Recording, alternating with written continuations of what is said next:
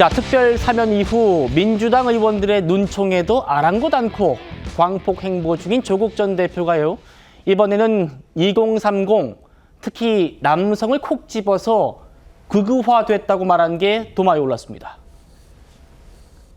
어떤 분들은 20, 30대가 왜 극우화 안 됐다 하는데 그건 아니라고 봅니다. 남성 일부는 극우화되어 있다라고 보고요. 그분들이 왜 그렇게 되었을까에 대한 고민을 하겠습니다. 그렇지만 극우화되어 있는 부분은 좀 용인할 수가 없죠. 2030 남성의 민주당 지지 이탈은 조국 사태로 드러난 진보 진영의 위선 때문이었습니다. 본인이 직접 저지른 표창장 위조와 인턴 경력 위조로 대한민국 청년들을 배신했음에도 불구하고 반성과 사과는커녕 오히려 청년들을 극우로 몰아세우며 자신의 실패를 덮으려고 있습니다. 매를 번다 이런 생각이 좀 들어요. 너무 일찍 나오셔서 그런지 교정에는 실패한 것 같다 이런 생각입니다. 설 변호사님, 내가 사과 몇 번 한다고 2030의 마음이 열리겠느냐 이런 말도 했었죠. 그런데 이번에는 2030의 일부 남성이 극우화됐다라고 했어요.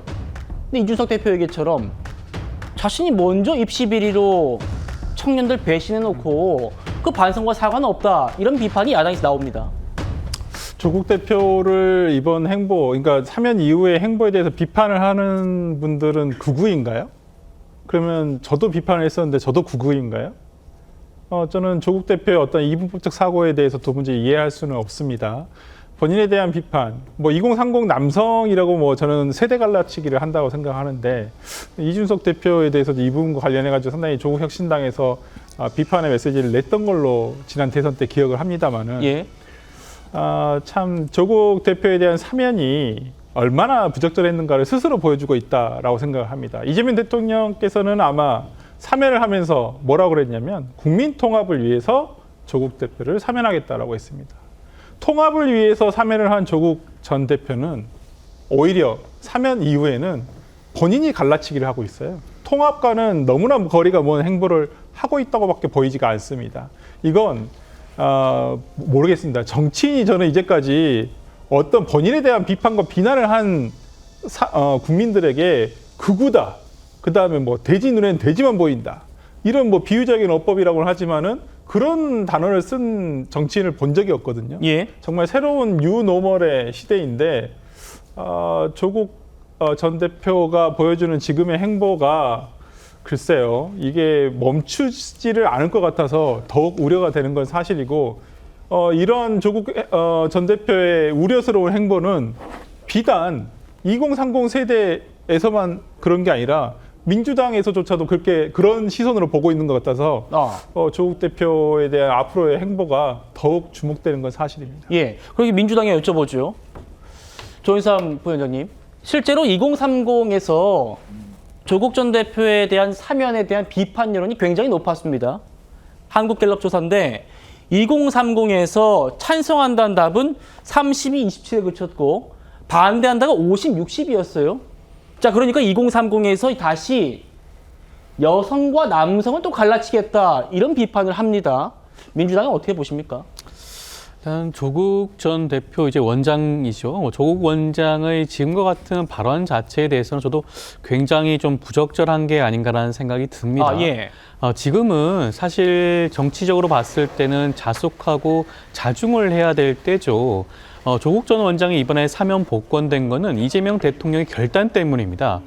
조국 원장을 사면했을 경우에 불어닥칠 수 있는 각종 후폭풍을 이재명 정부가 고스란히 안고 가겠다는 그런 정치적인 결단을 통해서 사면되었음에도 불구하고 흡사 본인이 정치적으로 이렇게 사면을 받을 수 있는 일종의 권리와 권한이 있는 것처럼 서로 자중하지 않는 모습을 보이면서 이렇게 정치인으로서의 그런 적극적인 행보를 보이고 여러 가지 문제가 되는 발언을 하는 것 자체가 저는 굉장히 부적절하다고 보여지는 것이고요. 예. 아마 민주당뿐만 아니라 많은 국민들의 눈높이에도 조국 원장이 지금의 행보에 대해서 납득하지 못하는 부분이 저는 굉장히 많다고 보여집니다. 그리고 앞서 말씀하셨던 2030의 극우화에 대해서 만약 그런 부분들이 본인을 비판하는 2030 세대를 한정해서 극우화로 규정한다고 한다면 저는 그 부분도 굉장히 잘못됐다고 보여지는 것이고요. 예. 물론 일부 극우화되고 있는 세력은 있을 수는 있습니다. 지난번 서부지법 난동 사태에 가담했던 2030 세들도 있지 않겠습니까? 예. 뭐 일부 그러한 세력이 있다고 하지만 그 본인을 비판하는 세력 전부에 대해서 본인을 비판하는 층들의 전부에 대해서 극우화라고 규정하는 것 자체는 저는 굉장히 부정적이지 않나 생각이 듭니다. 알겠습니다. 민주당의 입장도 들었습니다. 주진우 의원 그리고 한동훈 전 대표도 조 전 대표를 향해서 멀쩡한 청년들 욕보이지 말라. 청년들이 자기 싫어한다고 매도하고 가르치려고 드는 나쁜 갈라치기 정치다. 이러면서 거세게 비판을 했어요. 자, 그리고 사면된 첫날 저녁에 SNS에 올린 것도 있었죠. 이 된장찌개 논란과 관련해서 마치 고급 한우집에서 실제로는 고기를 먹어놓고서는 후식으로 나온 저 된장찌개만 올린 걸 두고 민주당에서조차 비판이 세게 나왔었거든요. 그런데 조 전 대표가 오늘 또 말을 보탰습니다. 고기 먹은 거 숨기고 된장 영상 올렸다고 비방하는 사람을 회개한 분들이라고 얘기해요. 그러면서 부처님 말씀 중에 돼지 눈에는 돼지만 보인다 라는 얘기를 또 올렸습니다. 윤준희 의원님. 예. 뭐 자기 비판하면 다 돼지인가요? 정말 부적절한 발언이죠. 왜냐하면 이게 조국 전 대표의 저런 가족 식사라고 하는 단어를 함께 올린 저 사진을 보고 실은 왜 최고급 한우집을 갔는데 정작 고기를 먹었다는 얘기는 안 올리고 된장찌개만 올리지?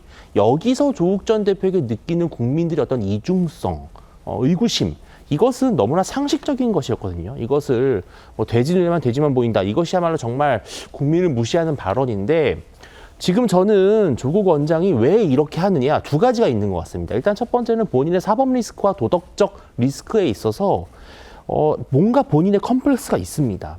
그러니까 내가 이것을 극복하지 못한다면 결국은 본인이 원하는 대권과도로 갈 수 없다라는 조급한 마음이 있기 때문에 하나하나 일일이 예민하게 민감하게 반응하게 되는 어쩔 수 없는 본인의 그런 한계가 있는 것이고요.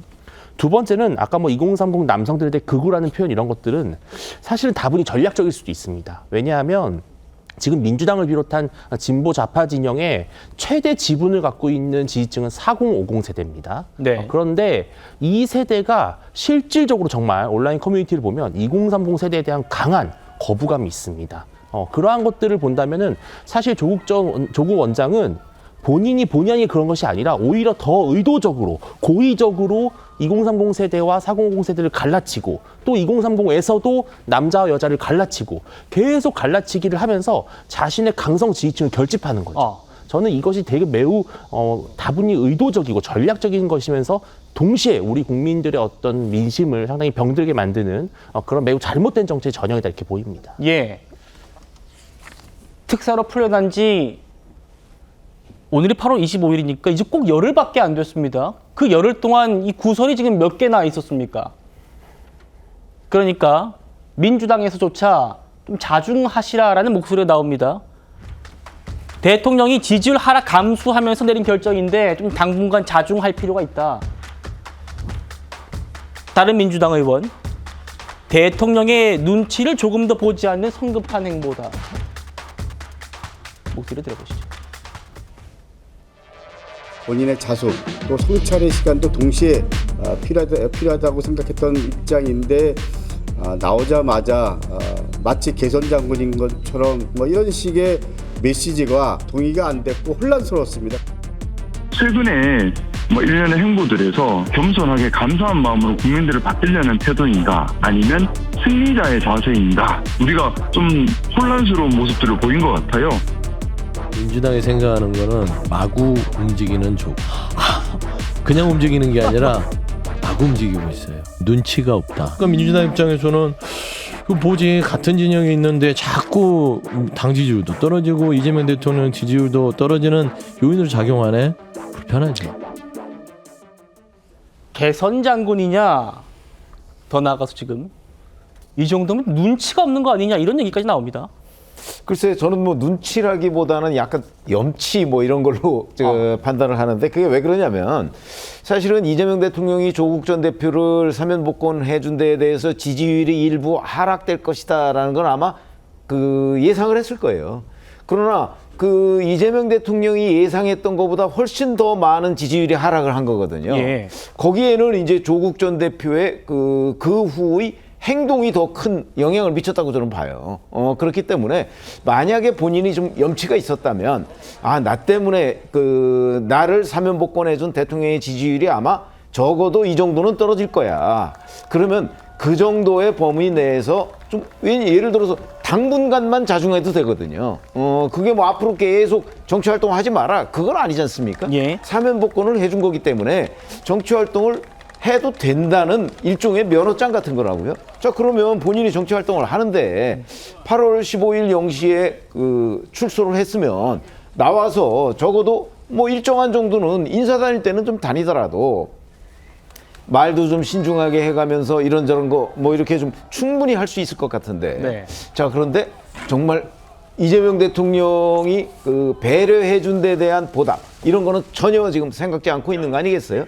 그런 점에서 본다면 저는 뭐 눈치보다는 염치 뭐 이렇게 지금 그 판단이 되고요. 네.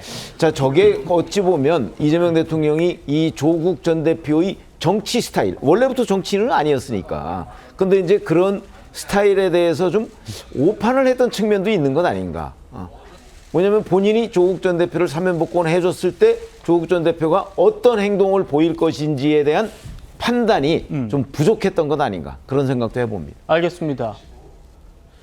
눈치가 없는 것 아닌가 이런 얘기까지 나와요. 우리 최 의원님께서는 염치가 없는 것 같다 이런 말씀도 주셨고 이런 비판이 나오는데도 조국 전 대표와 조국 혁신당은 오히려 마이웨이를 천명하고 있습니다.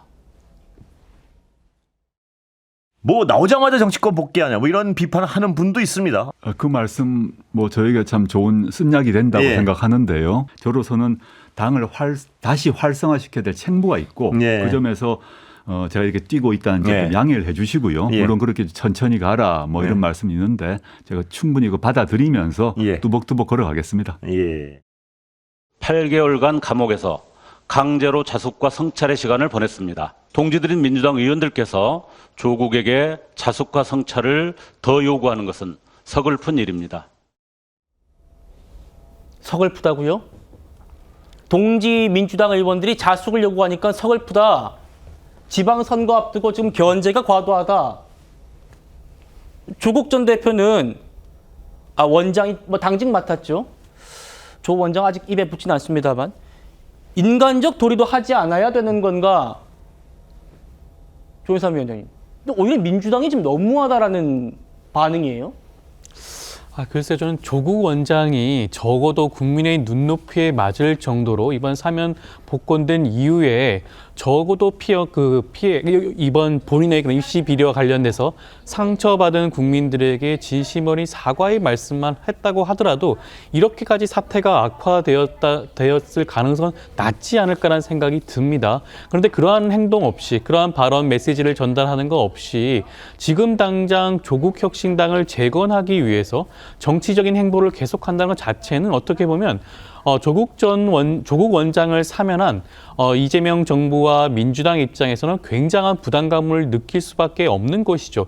여기에 대해서 자숙에 대한 얘기를 하는 것은 당연하다고 할 수가 있겠고요. 최근에는 김경수 전 경남도지사의 경우에도 사면된 이후에 1년 동안 영국에서 유학을 가겠다면서 떠나기도 했었습니다. 보통의 정치인이라고 한다면 사면이 된다고 한다면 그런 식으로 일단 일종의 시간을 가지고 본인을 되돌아본다거나 아니면 국민들의 눈높이에 맞는 국민들로부터 용서를 받고 다시 한번 선택과 부름을 받을 수 있는 그러한 기회를 얻기 위해서 기다리는 것이 대부분이라고 할 것인데 조국 원장의 행보는 너무나 판이하기 때문에 이 부분에 대해서는 민주당 입장에서도 지적을 하지 않을 수 없지 않을까 싶습니다. 예.